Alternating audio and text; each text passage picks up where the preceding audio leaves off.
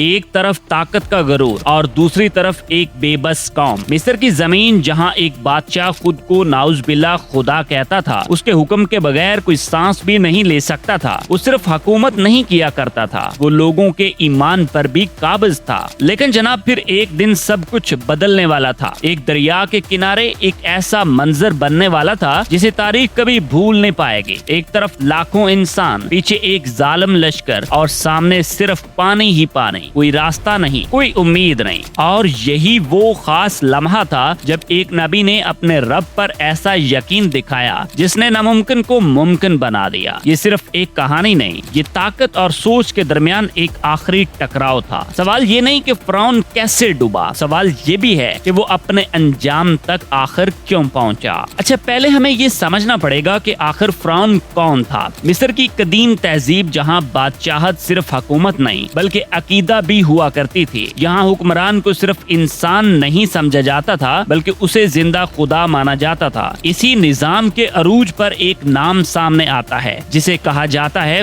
فرعون۔ اچھا، فرعون کوئی ایک خاص شخص کا نام نہیں تھا بلکہ یہ ایک لقب تھا، سیم اسی طرح جیسے آج کل بادشاہ یا صدر ہوتے ہیں۔ لیکن جس فرعون کا ذکر اس واقعے میں آتا ہے وہ اپنی طاقت کے نشے میں حد سے آگے جا چکا تھا۔ اس کے پاس فوج تھی، خزانے تھے اور ایک مکمل نظام تھا جو اس کے ہر حکم کو قانون بنا دیتا تھا۔ لیکن اصل طاقت اس کی تلوار میں نہیں، لوگوں کے خوف میں تھی۔ وہ بنی اسرائیل کو غلام بنا کر رکھتا تھا اور ان سے سخت مشقت لیتا اور ان کی زندگیوں پر مکمل اختیار رکھتا تھا، یہاں تک کہ جب اسے یہ خطرہ محسوس ہوا کہ انہی لوگوں میں سے کوئی اس کی حکومت کے لیے خطرہ بن سکتا ہے تو اس نے ایک ایسا حکم دیا جس نے انسانیت کو ہی ہلا کر رکھ دیا۔ نوزائیدہ لڑکوں کو پیدا ہوتے ہی ختم کر دیا جاتا، صرف اس لیے کہ وہ بڑے ہو کر اس کے خلاف نہ کھڑے ہو سکیں۔ یہ صرف ظلم نہیں تھا، یہ خوف کی انتہا تھی۔ ایک ایسا حکمران جو خود کو سب سے بڑا سمجھتا تھا لیکن حقیقت میں وہ اپنے ہی انجام سے ڈر رہا تھا۔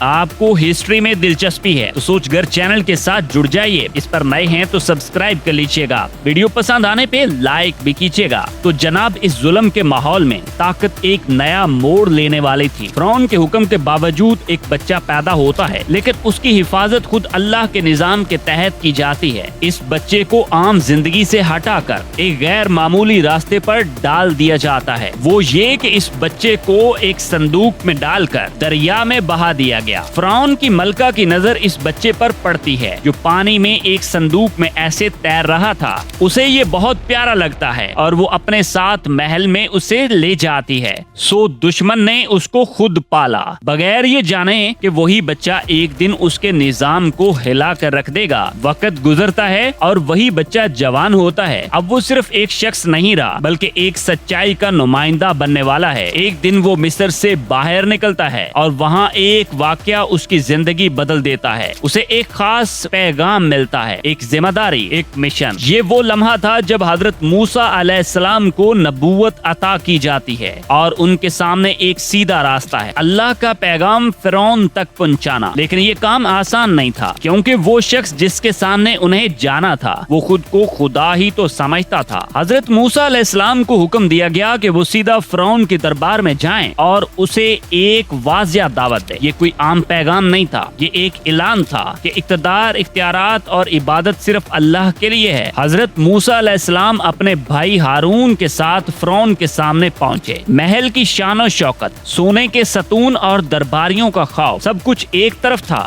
اور دوسری طرف صرف دو نبی۔ وہاں پہلا جملہ کوئی دھمکی نہیں تھا بلکہ ایک دعوت تھی، نرمی کے ساتھ حقیقت کی طرف واپسی۔ فرعون سے کہا گیا کہ وہ ظلم چھوڑ دے، بنی اسرائیل کو آزاد کرے اور اس رب کی طرف لوٹ آئے جس نے اس کو پیدا کیا۔ لیکن اصل امتحان ابھی شروع ہونا تھا کیونکہ فرعون کے لیے یہ صرف ایک پیغام نہیں تھا، یہ اس کی پوری سلطنت کو چیلنج تھا۔ کیونکہ جب طاقت اپنے عروج پر ہو تو سچ اکثر کمزور نظر آتا ہے لیکن حقیقت ہمیشہ اپنی جگہ कायम रखती है। फिरौन ने ये पैगाम सुनकर खामोशी इख्तियार नहीं की, बल्कि उसने इसे एक खतरा समझ लिया। उसके लिए ये सिर्फ एक दावा नहीं था, ये इसकी पूरी हुकूमत, उसकी सोच और उसके इक़्तिदार के लिए एक खुला ऐलान था। उसने तंज किया, सवालात उठाए और खुद को बरतर साबित करने की कोशिश की। उसके दरबार में मौजूद लोग भी खौफजदा थे कि न जाने क्या होने वाला है। फिरौन ने हजरत मूसा अलैहिस्सलाम को कमजोर दिखाने की कोशिश की। उसने अपनी ताकत, अपने खजाने और अपनी फौज को दलील के तौर पर पेश किया, लेकिन यहाँ पे एक बिल्कुल क्लियर फर्क था। एक तरफ जाहिरी ताकत थी और दूसरी तरफ सच्चाई पर कायम यकीन। ये वो लम्हा था जब गुफ्तगू सिर्फ अल्फाज की नहीं रही, बल्कि हक और बातिल के दरमियान फासले वाज़िया होने लगे थे। और अब फिरौन ने ये फैसला कर लिया कि अब ये मामला दलील से नहीं बल्कि दबाव से हल करेगा। जब दिल जिद पर अड़ जाए तो फिर दलील कम और निशानियां ज्यादा दी जाती हैं। फिरौन के इनकार के बाद मिस्र में एक के बाद एक हैरान कुन वाकयात शुरू हुए। कभी दरिया का पानी बदल जाता है, कभी जमीन अपनी पैदावार रोक देती है और कभी ऐसे तूफान जो जिंदगी को ही हिला कर रख दें। ये सब महज हादसे नहीं थे, बल्कि वाज़ेह इशारे थे कि ये निजाम किसी बड़ी गलती पर खड़ा है। हर निशानी के साथ मौका दिया जाता रहा कि शायद इंसान पलट आए, शायद वो सोच ले कि ये सब इत्तफाक नहीं, लेकिन मसला इल्म नहीं था, मसला अना का था। अच्छा जनाब, फिरौन और उसके लोग हर बार इस निशानी को किसी न किसी बहाने से रद्द कर देते थे। कभी इसे वो जादू कहते, कभी इत्तफाक और कभी इसे मामूली मसला समझकर नजरअंदाज कर देते थे। यहाँ अब हक की निशानियां बड़ी क्लियर थी, लेकिन कबूल करने का दरवाजा बंद होता जा रहा था। अब वो वक्त आ चुका था जहाँ सिर्फ बातचीत नहीं, फैसला अमल से होना था। बनी इसराइल को हुक्म दिया गया कि वो रात के अंधेरे में मिस्र से निकल जाएं। ये कोई आम सफर नहीं था, ये एक पूरी कौम का खामोश इनखला था जहाँ हर कदम पर खतरा था। हर तरफ फिरौन का निजाम मौजूद था, फौज की निगरानी और मुकम्मल कंट्रोल। अगर जरा सी भी खबर हो जाती तो रास्ता वहीं खत्म हो जाता। इस रात एक गैर मामूली खामोशी और सुन्नाटा था, ऐसे जैसे खुद वक्त ही गुजर गया हो। लोग अपने घरों से निकले, खौफ भी था, उम्मीद भी थी और एक यकीन भी कि अब नजात करीब है। जैसे ही फिरौन को खबर मिली कि बनी इसराइल रात के अंधेरे में निकल गई है, उसका गुस्सा काबू से बाहर हो गया। ये सिर्फ एक कौम का निकल जाना नहीं था, बल्कि उसके लिए उसकी ताकत को खुला चैलेंज भी था। उसने फौरन अपने लश्कर को इकट्ठा किया, घुड़सवार, फौजी दस्ते और पूरा जंगी निजाम हरकत में आ गया। मकसद बड़ा वाज़िह था, उन्हें हर सूरत वापस लाना था। घोड़ों और फौजी दस्तों के भागने की आवाजें गूंजने लगी। सो एक बड़ा लश्कर उसी रास्ते पर निकल पड़ा जहां कुछ देर पहले सिर्फ खामोशी। पीछे एक जालिम लश्कर, आगे समंदर का रास्ता और दरमियान में एक ऐसा ताकुब जो तारीख बदलने वाला था। हर तरफ खतरा था, लेकिन अब वापसी का कोई रास्ता नहीं था। अच्छा जनाब, ये वो टाइम था जहां खौफ अपनी आखिरी हद को पहुंच चुका था और फैसला सिर्फ तकदीर के हाथ में था। रात के सोनाटे में चलता हुआ काफिला अचानक रुक गया। सामने एक बहुत बड़ा समंदर था जिसका दूसरा किनारा नजर भी नहीं आ रहा था और पीछे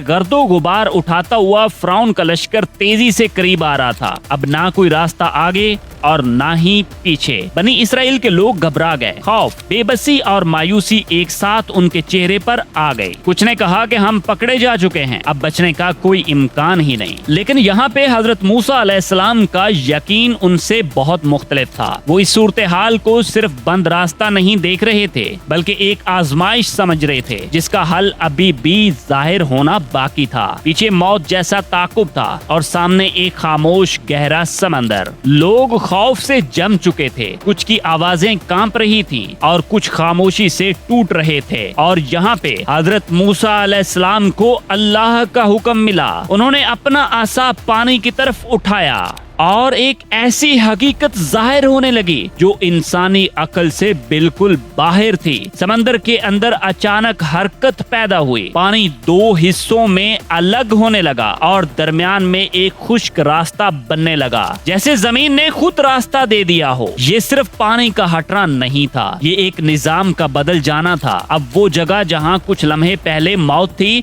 वहाँ से गुजरने का रास्ता बन चुका था। बनी इसराइल ने हेजिटेट करते हुए कदम उठाया और समंदर के अंदर चल पड़े। पीछे पानी खड़ा था, कुछ ऐसे जैसे पानी की दीवारें बन गई हों, और आगे वो रास्ता था जो नामुमकिन लगता था। ये वो लम्हा था जब यकीन ने खुद को पीछे छोड़ दिया और तारीख ने अपनी डायरेक्शन ही बदल दी। जब बनी इसराइल समंदर के अंदर महफूज रास्ते से गुजर रहे थे तो फिरौन और उसका लश्कर भी इसी रास्ते के पीछे दाखिल हो चुका था। उनकी नजर सिर्फ अपने शिकार पर थी। उन्हें अंदाजा नहीं था कि ये रास्ता उनके लिए निजात नहीं, अंजाम बनने वाला है। जैसे ही बनी इसराइल का आखिरी ग्रोह समंदर के पार पहुंचा, पानी अपनी असल हालत की तरफ लौटने लगा। वो जो पानी की बड़ी दीवारें खड़ी थी अचानक गिरने लगे। दोनों तरफ से पानी तेजी से वापस आया और पूरा रास्ता बंद होने लगा। फिरौन ने इस लम्हे हकीकत को पहचान लिया, लेकिन अब बहुत देर हो चुकी थी। उसकी ताकत, उसका लश्कर, उसका गरूर सब पानी के सामने बेबस हो गया और सारा लश्कर अपने साजो सामान के साथ पानी के अंदर डूबने लगा। ये वही शख्स था जो खुद को खुदा कहलाता था और आज तारीख के सबसे बड़े अंजाम का हिस्सा बन चुका था। जनाब, फिरौन का अंजाम सिर्फ एक वाकया नहीं बल्कि एक मुकम्मल पैगाम है। ताकत, दौलत और इख्तियार जब तक सच्चाई के साथ हो तो वो तरक्की बन जाते हैं, लेकिन जब यही चीजें गरूर में बदल जाएं तो वही इंसान के जवाल का सबब बनती हैं। ये किस्सा सिर्फ माजी की तारीख नहीं बल्कि हर दौर के लिए एक आईना है, क्योंकि हर जमाने में फिरौन मुख्तलिफ शक्लों में मौजूद रहते हैं और पैगाम हक उनको अपनी तरफ बुलाता रहता है। असल सवाल ये नहीं कि फिरौन डूबा कैसे, असल सवाल ये है कि इंसान कब तक अपनी अना को हकीकत पर तरजीह देता रहेगा। अच्छा, आपको क्या लगता है कि क्या आज के दौर में भी ऐसे निजाम और सोचें मौजूद हैं जो फिरौन जैसी हैं? अपनी राय का इजहार कमेंट सेक्शन में जरूर कीजिएगा। जनाब, आपको हिस्ट्री मिस्ट्री में दिलचस्पी है तो सोचगर चैनल के साथ जुड़ जाइएगा। इसको सब्सक्राइब कर लीजिएगा और वीडियो पसंद आई है तो इसको लाइक भी कीजिएगा ताकि हमारी मुलाकात अगली वीडियो में भी हो सके।